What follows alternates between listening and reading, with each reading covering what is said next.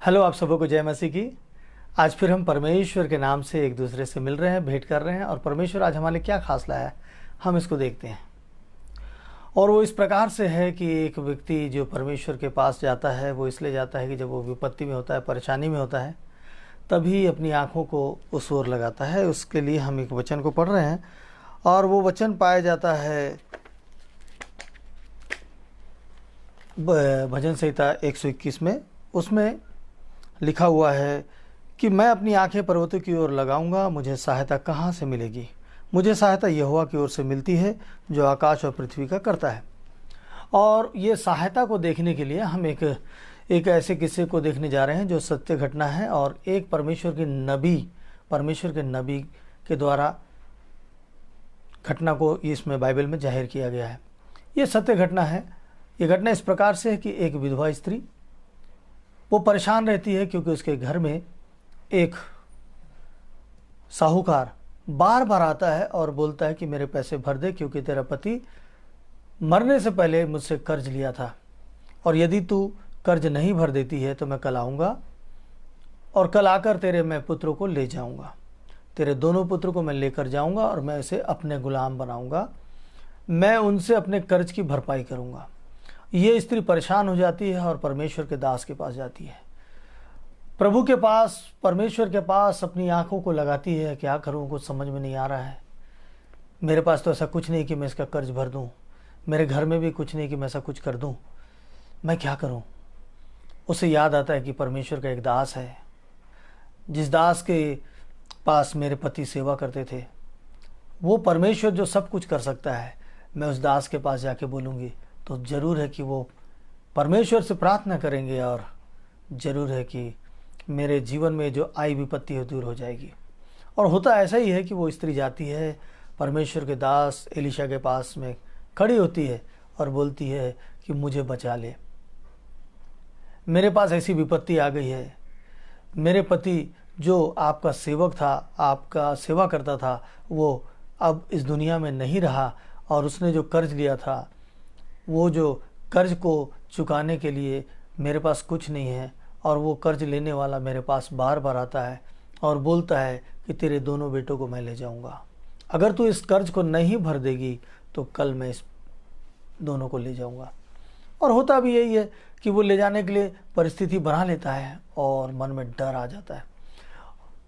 और जब ये परमेश्वर का दास बोलता है कि ठीक है तो बताओ मैं तुम्हारे लिए क्या कर सकता हूँ, तो ये स्त्री बोलती है कि अब आप ही कुछ कर सकते हैं। फिर ये एलीशा बोलता है कि ठीक है, ये बताओ कि तुम्हारे घर में क्या है। तो बोलते हैं कि मेरे घर में एक हांडी तेल के सिवा कुछ भी नहीं है। एक हांडी में तेल के सिवा कुछ भी नहीं है। पहले के ज़माने में तेल रखा जाता था हांडियों में। ये बहुत कम से कम आज से 4-5 हज़ार साल पुरानी बातें हैं जिस बात को हम देख रहे हैं। उस समय गुलामी प्रथा थी, लोग अपने गुलाम बनाते थे और घर में मटके में, मिट्टी के बर्तनों में ये सारी बातों को, तेल को, सामानों को रखते थे, बर्तनों में रखते थे। कुछ लोग थे जो इसी में अपने जीवन को चलाते थे और सबसे प्रमुख चीज़ होता था तेल। तो हांडी में ये बोल रही है कि कुछ थोड़ा सा तेल ही है मेरे पास। तो वो बोलता है कि ऐसा करना, जाओ और अपने जितने पड़ोसिन हैं, जितने लोग हैं, पड़ोसिनों से जितने भी बर्तन हैं उनके खाली बर्तन उसको मांग ले आओ और अपने घर में लेकर रखो, द्वार बंद करो और क्या करना, उस तुम्हारे हांडी के तेल को क्या करना, उंडेलते जाना। और ये उस बात को स्वीकार करती है, एक्सेप्ट करती है और परमेश्वर के नबी के बात को मानते हुए वो वैसे ही करती है। वो अपने बच्चों के साथ बोलती है और लेके पूरे सारे लोगों का बर्तन इकट्ठा करते हैं और वो अपने बच्चों के साथ बैठ जाती है, द्वार बंद करती है और परमेश्वर का नाम लेती है और उसके बाद उस बर्तन में वो तेल उंडेलना शुरू करती है और तेल उंडेलता ही जाता है, ख़त्म नहीं होता है। और जितने बर्तन हैं भरते चले जाते हैं। जब सारे बर्तन भर जाते हैं तो वो बोलती है कि और एक बर्तन लेके आओ मेरे पास। तो उसके बच्चे बोलते हैं कि हमारे सारे बर्तन भर चुके और कोई बर्तन नहीं है। और जैसे ही बोलते हैं कि बर्तन नहीं बचा, तेल का उंडेला जाना रुक जाता है, उसका स्रोत रुक जाता है, उस मटके से वो तेल रुक जाता है। उसके बाद वो तेल पूरे बर्तनों में भरने के बाद वो फिर जाती है उस नबी के पास और बोलती है कि ऐसी घटना है, ऐसा हो चुका है, अब आप बताइए कि मुझे क्या करना चाहिए, मुझे क्या करना चाहिए। तो वो बोलता है कि तू जा इन तेल को बेच देना और बेच के क्या करना, उस साहूकार का कर्ज को पटा देना और जो बच जाए उससे तेरा परिवार चले। और वो बड़ा धन्यवाद करती है और चली जाती है, क्योंकि उसने अपनी आंखें कहाँ लगाई। मैं अपनी आंखें पर्वतों की ओर लगाऊंगा, मुझे सहायता कहाँ से मिलेगी? मुझे सहायता यहोवा की ओर से मिलती है जो आकाश और पृथ्वी का करता है। तो मेरे मित्रों, इस जगह पे हमने क्या देखा? हमने ये देखा कि जो वचन हम जो समझ रहे थे, इसमें एक चीज़ दिखाई दिया कि वो उस स्त्री के घर में जो था, उसके पास संपत्ति में जो था, परमेश्वर ने उसी चीज़ के ऊपर आशीष दिया, ना कि बाहर से कोई चीज़ को ला के दिया, या वो दास वो सेवक कोई ऐसी जादुई चीज़ दे दिया कि जा और इसको ऐसा कर लेना। और न तो इस स्त्री को किसी के सामने हाथ फैलाने दिया कर्ज मांगने के लिए, चुकता करने के लिए। और उसने अपने बच्चों को बचा लिया, वो उस प्रकार से बचाया, उसके बच्चे बच गए, गुलाम बनने से बच गए। कारण यही है कि हम जब समस्या में होते हैं तो हम दूसरी ओर ताकते हैं। जैसे कि रोज़ मैं कहानी बताता हूँ, एक कहानी आपको बता रहा हूँ, वो कहानी भी सुनिएगा। और एक बेहतर कहानी है, क्योंकि आज के दुनिया में हम इस कहानी के आधार पर बहुत कुछ देखते हैं। होता यह है कि एक जंगल में एक लोमड़ी जाती होती है और सामने शेर, उसके सामने शेर आ जाता है। अब वो शेर को देख के वो समझ जाती कि अब मेरा तो मरना तय है। लेकिन झट से उसके दिमाग में आता है और वो लोमड़ी शेर से कहने लगती है, सावधान, मुझको मत मारना, नहीं तो बहुत बुरा होगा, अंजाम बहुत बुरा हो जाएगा। शेर वो चिंता करता है, क्या बात है भाई, एक लोमड़ी मेरे से ऐसा बात करती। तो बोलता है कि वो लोमड़ी बोलता है कि मुझे परमेश्वर की ओर से, ईश्वर की ओर से इस दुनिया में भेजा गया है कि मैं इस जंगल में सबके बीच में राज करूं, और यदि तुम मुझे मारोगे तो तुम भी नहीं बचोगे, तुम्हारे साथ बहुत बुरा हो जाएगा। तो शेर बोलता है, ये ऐसी बात कैसे हो सकती है? तो वो लोमड़ी फिर बोलती है कि सुनो शेर भाई, चलो मैं आगे आगे चलती हूँ, तुम मेरे पीछे पीछे चलो, जंगल में देखना कि सारे जानवर मेरा कैसे आदर कर रहे हैं। तो शेर बोलता है, चलो ठीक है, ये भी देख लेते हैं, अगर तुम ईश्वर की ओर से आए हो तो। और लोमड़ी आगे आगे और ये शेर पीछे पीछे। तो जितने जानवर हैं सब भागने लगते हैं, सब दौड़ने लगते हैं, सब छिपने लगते हैं। तो शेर देखता है कि ऐसा क्यों हो रहा है। सही बात है, ये लोमड़ी जो है ये ईश्वर की ओर से इस जंगल में भेजा गया है। लेकिन हकीकत बात क्या होती है कि वो शेर को देख के सारे जानवर भाग रहे होते हैं और शेर समझता है कि इस लोमड़ी को देख के भाग रहे हैं। झट से लिया गया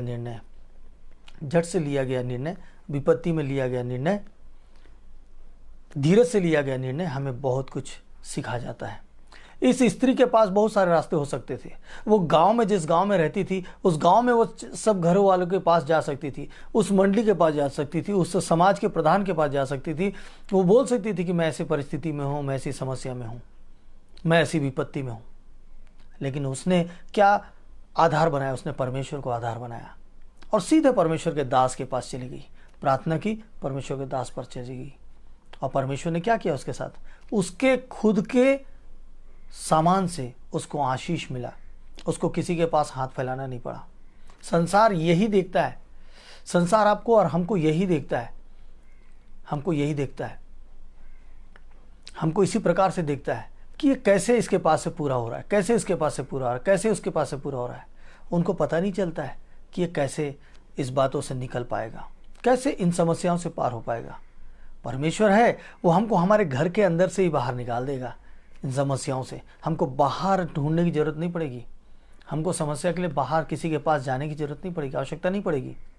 ऐसी अभी कई बहनें हैं, कई भाई हैं मेरे पास फ़ोन कर रहे हैं कि हमारा अभी लॉकडाउन के बाद से हमारी परिस्थिति बहुत ख़राब हो चुकी है, बहुत ख़राब हो चुकी है। हमारा दुकान नहीं चल रहा, हमारा व्यवसाय नहीं चल रहा है।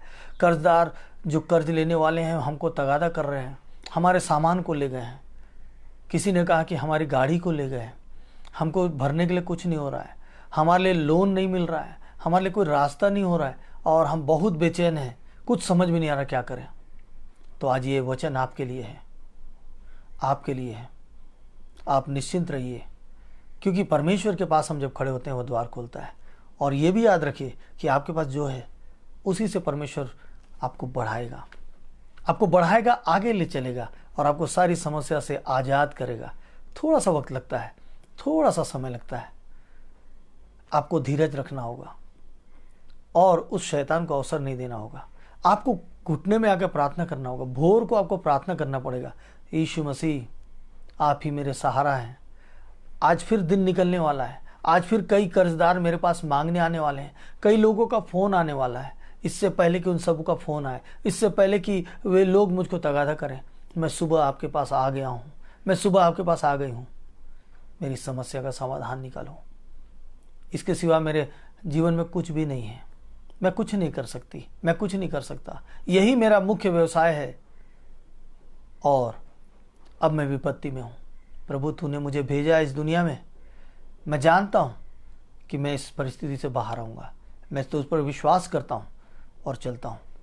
मैं जानता हूँ कि वो शेर उस लोमड़ी को खा जाता, लेकिन उस लोमड़ी ने झट एक निर्णय लिया और अपने प्राण को उसने बचा लिया। हे मेरे प्रभु, हमें ऐसे निर्णय लेने के लिए क्षमता दो। आज हमें ऐसा समझ दो कि हम कैसे, किस रास्ते से निकलें। यदि लोन की भी आवश्यकता है, लोन भी हमको मिलना है, तो उसका सही रास्ता हमको बताना, क्योंकि प्रभु यीशु मसीह आपने कहा मार्ग, सत्य और जीवन मैं हूँ। मेरे पिता परमेश्वर, तो हमें मार्ग दिखाइए, मार्ग दिखाइए। तो मेरे मित्रों, आज जिस बातों को हमने समझा है, सीखा है, आज आइए हम उस बातों से प्रार्थना करेंगे, क्योंकि प्रभु हमको बढ़ाने जा रहा है, हमको विपत्ति से बाहर निकालने जा रहा है। आइए हम सब मिलकर घुटने टेकें और इन सारे विपत्ति में पड़े लोगों के लिए प्रार्थना करें। और आप जो इस विपत्ति में हैं, आप भी हमारे साथ प्रार्थना करें। उस परमेश्वर के अनुग्रह को देखें। देखिए कैसे करता है परमेश्वर, कैसे बदलता है आपके जीवन को। उसने मेरा भी जीवन बदला, आपका भी जीवन बदलेगा। आइए प्रार्थना में चलते हैं। सामर्थ्य देने वाले प्यारे प्रभु यीशु मसीह, उद्धार करता पिता, एक बार फिर प्रभु हम आपके पास आए हैं। प्रभु मेरे पिता परमेश्वर, आज आपने ऐसे लोगों के लिए वचन दिया है, आज आपने ऐसे लोगों की चिंता की है पिता परमेश्वर, जो कर्ज के बोझ में दबे हुए हैं, जिनको कोई रास्ता नहीं मिल रहा है, जिनको रात को नींद नहीं आ रही है, दिन को चैन नहीं लग रहा है, किसी का सामना नहीं कर पा रहे हैं। मेरे पिता परमेश्वर, ऐसे लोग पिता परमेश्वर जिनकी आप चिंता कर रहे हैं प्रभु, आज वे लोग जो आपके पास आते हैं, अपने घुटने टेकते हैं, प्रभु उनके लिए द्वार खोल देना पिता। मेरे पिता परमेश्वर, इस संसार में अभी तो एलीशा नबी नहीं है पिता, लेकिन आपने हम सब जैसे लोगों को चुना है कि हम ऐसे लोगों के लिए प्रार्थना करें। आपने हमें अवसर दिया है, मौका दिया है। मेरे पिता परमेश्वर, हम इस मौके को आपके सामने रखते हैं और पिता आपसे विनती करते हैं पिता परमेश्वर, प्रभु ऐसे लोगों के कष्टों को दूर कर देना पिता, दूर कर देना प्रभु जी, दूर कर देना मेरे प्रभु यीशु मसीह। ऐसे लोगों के जीवन को पिता परमेश्वर धीरज के साथ, शांति के साथ संभालना पिता। प्रभु जी, ऐसे वक्त में पिता परमेश्वर लोग हार जाते हैं और शैतान यही काम करता है। वो शैतान है जो गुलाम बनाने के लिए, अपने पास ले जाने के लिए हमारे जीवन को छीनने का कोशिश कर रहा है। ऐसे लोगों से पिता परमेश्वर जो ऐसी विपत्ति में है पिता, वैसे लोगों के लिए हम प्रार्थना कर रहे हैं पिता। प्रभु जी, वो जो तकादा करते हैं उनके जबान को रोक देना पिता, उनमें शांति दे देना, उनको समझ दे देना, उनको प्रेम दे देना, ताकि वो ऐसे परिवारों के पीछे तगादा न करें, बल्कि उनके साथ खड़े हो जाएं, उनकी विपत्ति में उनके सहारा बनकर खड़े हो जाएं प्रभु, ताकि उनका जीवन बदल जाए।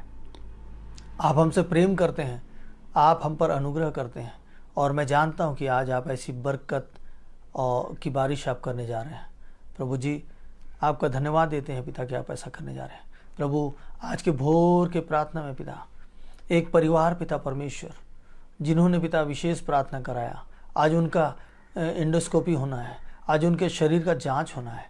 प्रभु जी, उनके शरीर में ऐसी कोई भी बातें हैं, सारी बातें सामने आए, कुछ भी छिपी न रहे पिता परमेश्वर, ताकि उसका इलाज सही हो सके और उन्हें चंगाई मिल सके।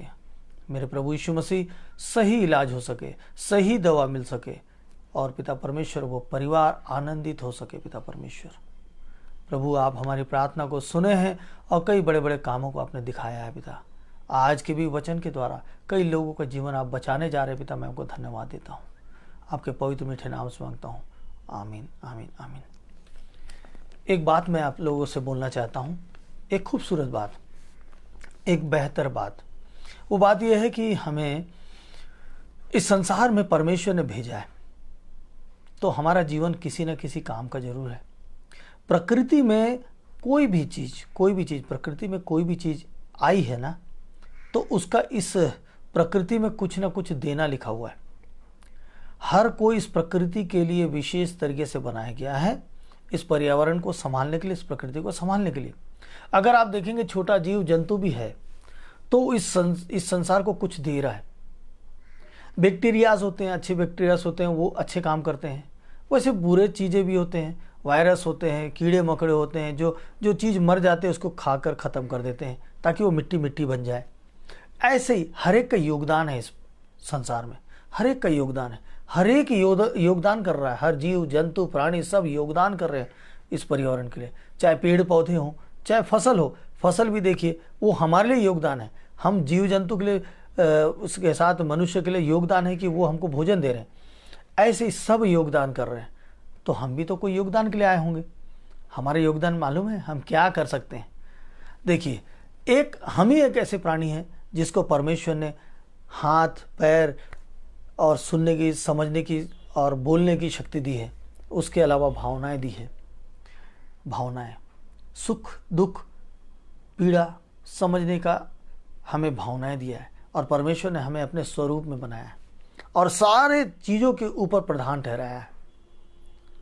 तो हमें भावना इसलिए दिया गया है कि हम क्या करेंगे, लोगों के भावनाओं को समझेंगे और उनको प्रेम करेंगे, उनसे प्रेम करेंगे, उनको प्रेम की शिक्षा देंगे। जो विपत्ति में पड़े हैं, जो समस्या में पड़े हैं, उन्हें परमेश्वर के पास लेके आएंगे और परमेश्वर से प्रार्थना करेंगे। हम परमेश्वर के पास से आए हैं और हमारा इस संसार में योगदान ही यही है कि हम लोगों से प्रेम करें, नफरत नहीं, प्रेम करें और प्रेम बांटें और धीरज सिखाएं। यदि कोई विपत्ति में है, हमारा पड़ोसी, हमारा जान पहचान विपत्ति में है, तो हम उसके साथ खड़े हो जाएं। और आज का वचन ही यही है। तो हमारा योगदान इस संसार में यही है।